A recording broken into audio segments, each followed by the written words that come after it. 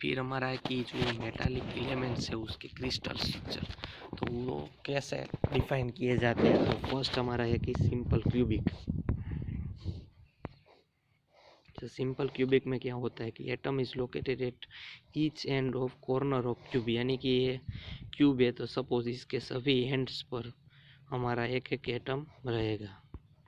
तो इसको हम कैसे निकालेंगे, तो टोटल नंबर ऑफ एटम 0 + 0 + 8/8, यानी कि 8 कॉर्नर रहेगी और 8 एटम है तो 8/8 = 1।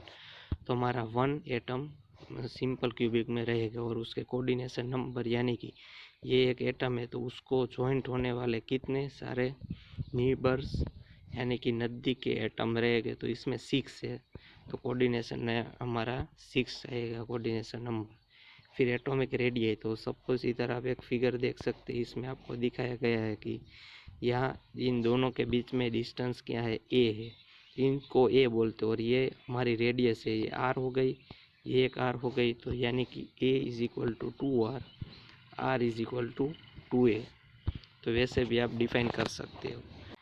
हमारा 8/8 कैसे आया, तो इधर आप देख सकते हैं कि total number of atom in cubic = n initial and final by 2 NC/8, यानी कि अगर कॉर्नर पे है तो NI यानी कि बॉडी सेंटर पे है तो 1 आएगा, फेस सेंटर है यानी कि 6 फेसेस रहते हैं तो /2 आएगा, और कॉर्नर पे है तो /8 आएगा।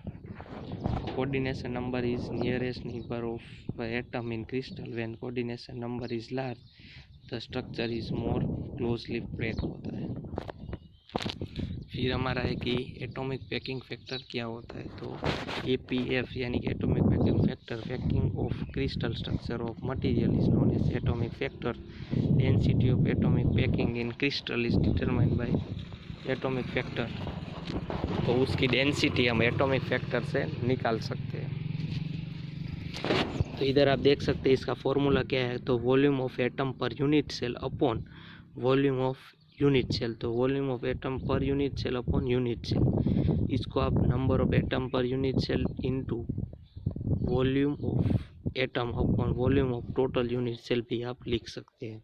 तो ये हमारा फॉर्मूला हो गया। और सिर्फ अगर हम सिंपल क्यूबिक का निकालना हमें, तो उसका क्या है कि एटम उसमें 1 है और उसका यूनिट सेल का वॉल्यूम, तो ये 1 एटम इंटू 4/3 πr³। तो आप इधर लिख सकते हैं आर की वैल्यू हमें पता था कि A/2 आई थी, R = तो वो भी आप लिख सकते हैं। तो 1 × 4/3 πr³ = πa³/6। तो ये हमारा एटॉमिक पैकिंग फैक्टर आ गया है। तो उसको हम क्या करेंगे, यानी कि ये हमारा वॉल्यूम का आ गया है तो उसको हम एटॉमिक फैक्टर के फॉर्मूलों में रखेंगे, यानी कि इधर आप देख सकते हैं कि πa³/6 upon total unit cell का वॉल्यूम क्या होता है, तो a³ होता है, तो डिवाइड बाई a³, तो a³ will be cut, then we get a π/6 which is = 0.52 और 52% हमारा पैकिंग फैक्टर रहेगा सिंपल क्यूबिक में। अगर बॉडी सेंटर की बात करते हैं तो उसमें भी ऐसा होता है कि 8 कॉर्नर्स पे 8 तो एटम रहेगी हमारे, और एक एटम यहाँ भी रहेगा जिसको हम बॉडी सेंटर कहते हैं। तो हमारे 8 कॉर्नर /8 यानी कि 1 एटम ये हो गया और 1 ये बॉडी सेंटर का, तो टोटल हमारे 2 एटम हो गए और कोऑर्डिनेशन नंबर 8। और इसका अगर हम स्ट्रक्चर के बारे में देखें, एटॉमिक रेडियस के बारे में, तो ये हमारा एक पूरा डायमीटर हो गया जिसकी वैल्यू 2r है, और ये एक छोटा यानी कि एक पोर्शन आ गया आर का और ये एक आर का आ गया, टोटल 4r हो गए हमारे। तो ये BD जो हमारा है वो क्या आ गया, a² + 2a², यानी कि ये हमारा 2a² और ये a², इधर से भी आप देख सकते हैं। और लास्ट में हमें क्या मिलेगा, 4r, जो हमने देखा था कि ये r 2r + r यानी कि 4r = ये हमारा a है और ये FD है, तो FD यानी 2a है, तो वो पाइथागोरस से हमें मिलेगा कि r = √3/4a। फिर हमें एटॉमिक पैकिंग फैक्टर निकालना है, तो उसकी 3a = 4r आ गया और उसमें 2 एटम्स है, तो यूनिट सेल एटम यानी कि 2 एटम इंटू यूनिट सेल का वॉल्यूम, तो 4/3 पाई। आर की वैल्यू हमें इधर पता थी कि √3/4a है, तो वो मैंने रखी, और टोटल हमारी यूनिट सेल का वॉल्यूम है 1 है, तो हमें लास्ट में आंसर क्या मिलेगा, तो √3/8 यानी कि 0.68। तो उसका क्या होगा कि 68% हमारा पैकिंग फैक्टर निकलेगा बॉडी सेंटर में। फिर आता है कि उसके बाद है कि फेस सेंटर। तो फेस सेंटर में क्या होता है, तो हमारे सभी इधर कॉर्नर पे एटम आ गए। अब हमें क्या करना है कि ये सपोज एक फेस है हमारा, तो इनके बीच में भी ये एक एटम आ गए, इसके बीच में ये और सभी फेस में आ गए।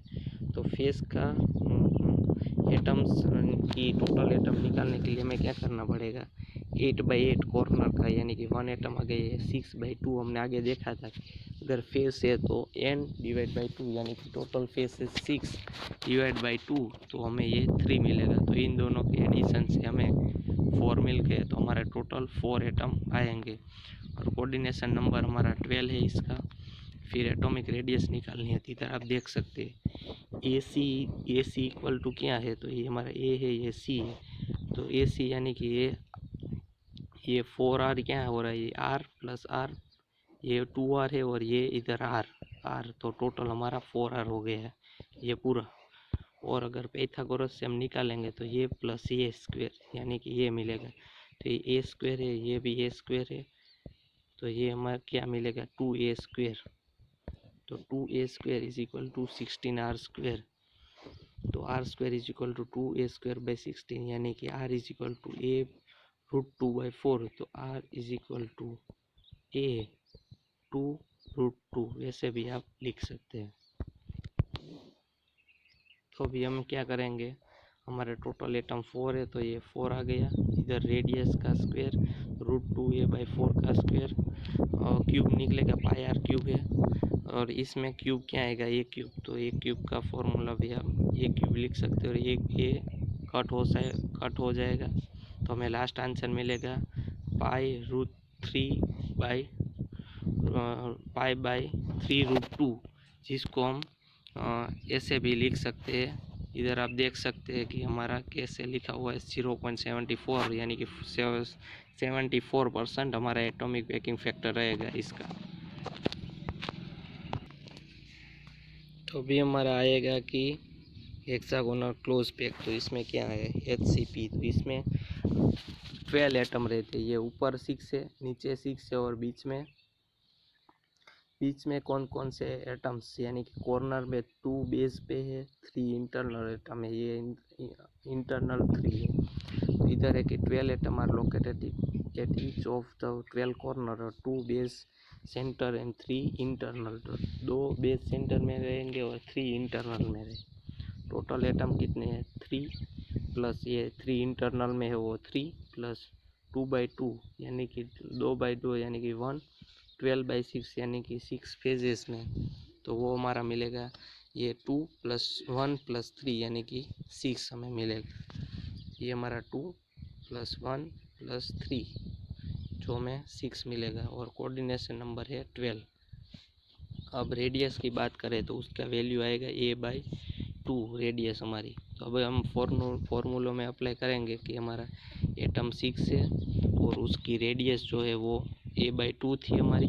तो एटॉमिक एरिया में इधर ट्रायंगल की मदद से, ये जो हमारा PQR है, ट्रायंगल जो PQR, तो ये हम ट्रायंगल की मदद से फॉर्मूला के PQO की, फिर ये ऐसे करके हम एरिया निकाले, half base into height.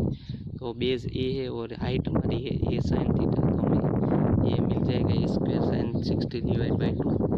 Total area base का निकालना है, तो 6 ट्रायंगल बनेंगे, इधर 1 2 ये 3 4 और 5 और ये 6, तो इंटू 6 करना पड़ेगा हमें। तो इधर हमने क्या किया है, इंटू 6 किया है, तो हमें मिलेगा 3a² sin स्क्वायर 60 डिग्री।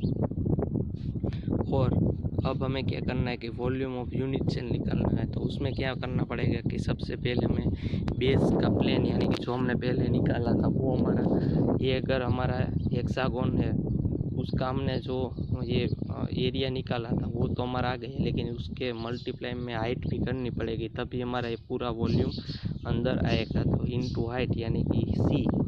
तो HCP में R क्या था, a/2 था। तो एटॉमिक फैक्टर पैकिंग फैक्टर निकालने के लिए ये total atom 6 into 4/3 pi R cube और 3a² sin 60 इंटू सी।